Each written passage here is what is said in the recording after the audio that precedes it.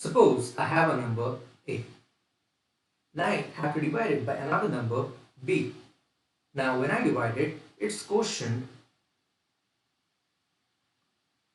should belong to a set of integers and the remainder should be 0. Remainder equals to 0. And furthermore, both A and B are integers. Now these are some rules and conditions I have just said. Let me explain. Okay. For example, when I say, let's take A equals to 24, then the only set of numbers by which I can divide A are these: 1, 2, 3, 4, 6, 8, 12, 24.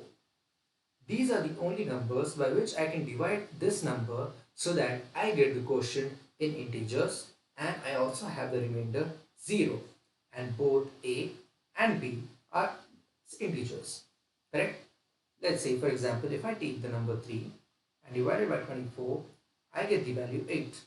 Here I am getting the quotient 8 and the remainder 0, right? So this phenomenon is known as the divisibility rule.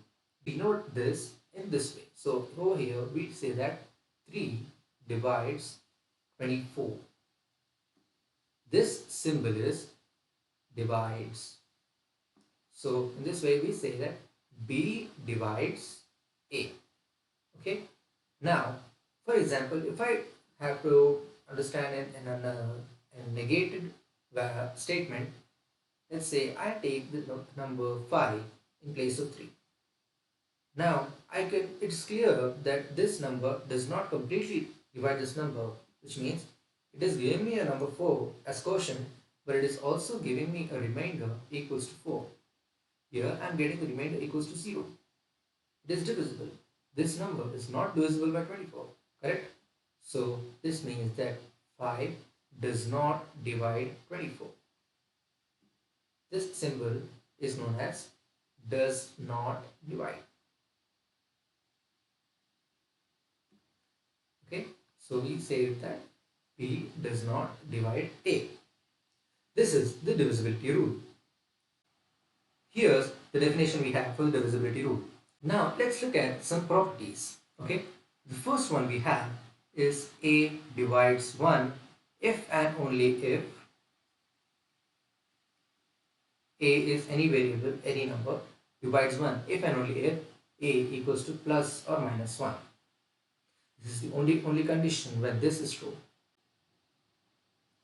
Now the second one is that when A divides B and B divides A, both of these conditions are true. This is only possible when A equals to plus or minus B. Irrespective of their signs, the magnitude of both the numbers A and B should be equal for this property to be true.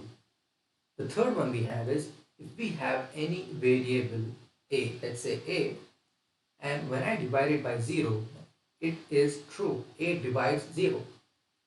What I'm saying is that when 0 is divided by A, it is giving me the answer 0. I have quotient 0 and also the remainder 0, and it is also defined. I can divide any number by 0. I can divide 0 by any number. So this property is also true. And the last property we have is if A divides B and B divides another number C, then by this property A divides C. This is also true. Let's understand this with example. Suppose I have a number A equals to 4, B equals to 12, C equals to 24. Now the first one, A divides B. A divides B. 12 divided by 4, it's giving me the answer 3. Yeah, it divides. This is true. Now B divides C. 24 divided by 12, I have the value 2. Yeah, this is also true. Now both of these are true, then A divides C should also be true, which is 24 divided by 4 is also true. I'm getting the answer 6. It's correct, right? Yeah. So all of these properties have been